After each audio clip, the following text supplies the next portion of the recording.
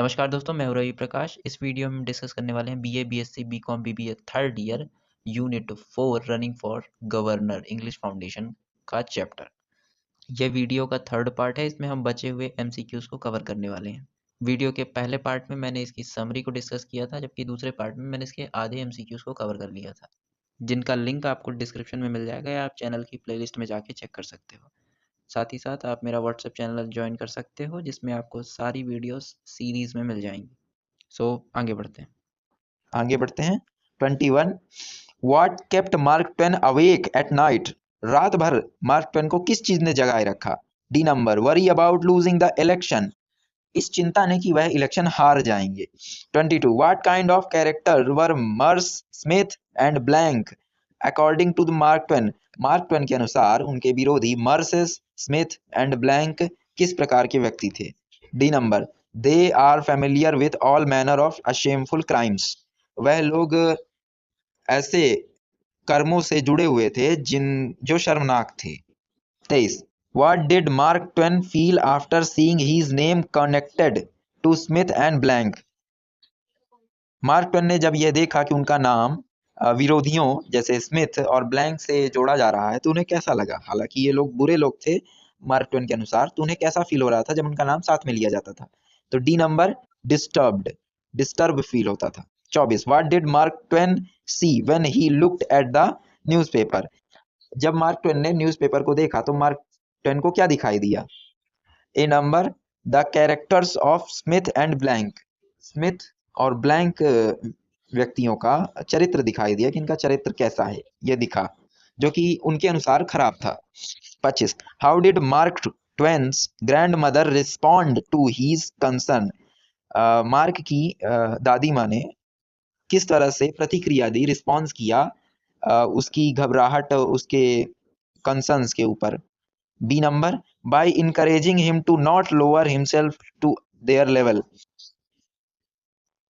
उन्होंने इनकरेज किया, प्रोत्साहित किया मार्क ट्वेन को कि तुम्हें अपने जो लेवल है उससे नीचे नहीं जाना है। 26। Why did Mark Twain have trouble making a decision. Mark Twain decision लेते समय, निर्णय लेते समय परेशानी में, भ्रम में क्यों थे? B number, he had mixed feeling about running for governor. क्योंकि गवर्नर बनने के लिए जब वह रनिंग में थे, मतलब इलेक्शन में थे, तब उनके अंदर कई तरह की भावनाएं थी, मिक्स्ड फीलिंग।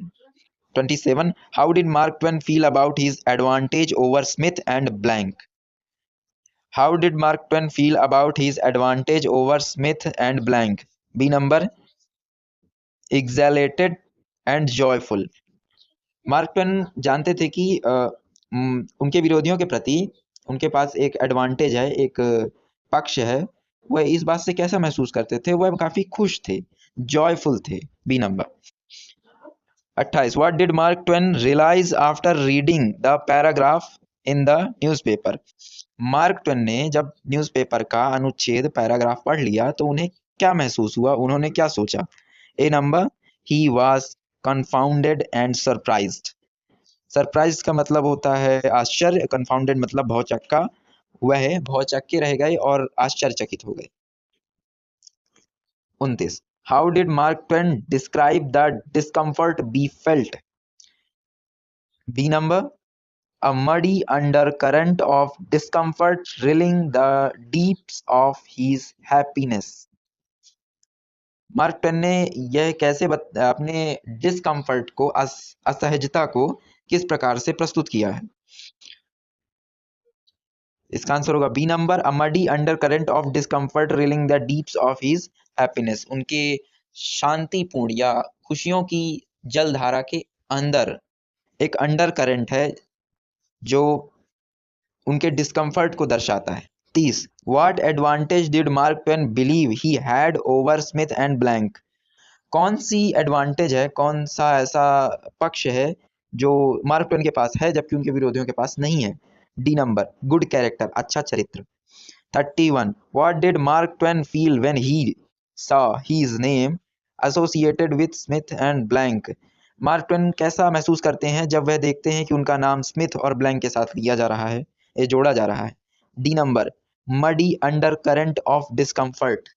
ध्यान दीजिएगा, ऐसा सेम क्वेश्चन पहले भी आया है।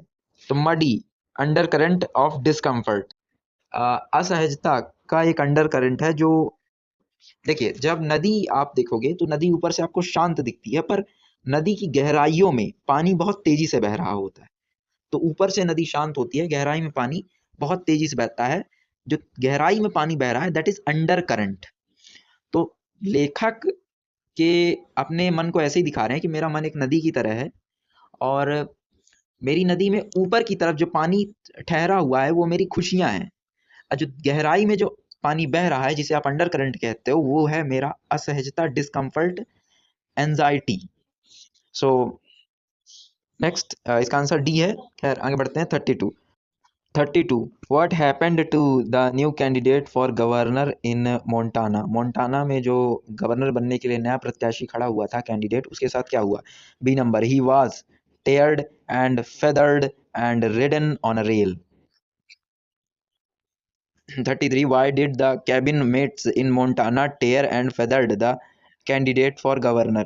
Answer D number, they found small valuable belonging to them on him or in his trunk. 34 what did the cabin mates tell the candidate for governor to do after tarring and feathering him? D number, to leave a permanent vacuum in the place he usually occupied in the camp. इसमें Montana में एक governor candidate खड़ा हुआ था, उसकी उससे तीन यहाँ पे रिलेटेबल ऑब्जेक्टिव्स हैं। मोंटाना नाम के शहर में जब गवर्नर बनने के लिए कैंडिडेट खड़ा हुआ, नया कैंडिडेट, तो उसे कैबिनेट्स ने उसे पकड़ा, उसके कपड़े फाड़े और उसे धमकाया और उसे कहा कि तुम इस प्लेस को खाली करके, इस जगह को खाली करके चले जाओ। सो आगे बढ़ते हैं। 35 how did the journal refer to the candidate for governor after the incident? C number, Twain the Montana. 36 where did the incident involving the candidate occur? C number, Montana. यह घटना कहाँ हुई थी? मोन्टाना में हुई थी। मोन्टाना एक शहर का नाम होगा। आगे बढ़ते हैं। 37 what did the candidate use to roll his tape in? B number, newspaper. 38 why were certain fellow citizens suffering to vote for the candidate? Answer होगा D number, the text does not mention why certain fellow citizens were suffering to vote for candidate. Anyway आगे बढ़ते हैं। 39 did the candidate ever visit Montana. क्या candidate ने कभी Montana शहर को visit किया था? क्या वह कहीं कभी मोंटाना शहर गया था? Answer D, no, he never visited Montana in his life. वह मोंटाना कभी नहीं गया था। 40 how did the candidate feel after reading about the journal accusations? Accuse. A number, apprehensive and cautious. So इस प्रकार से हमने इसके एमसीक्यूज को समाप्त कर लिया है, और यहाँ से इस वीडियो के साथ आपकी इंग्लिश फाउंडेशन के 4 यूनिट्स समाप्त होते हैं। और आपको मेरी ये सीरीज कैसी लगी कमेंट करके ज़रूर बताइएगा। आपके एग्जाम्स के लिए all the best. Do subscribe and follow on WhatsApp channel. So goodbye, Jai Hind.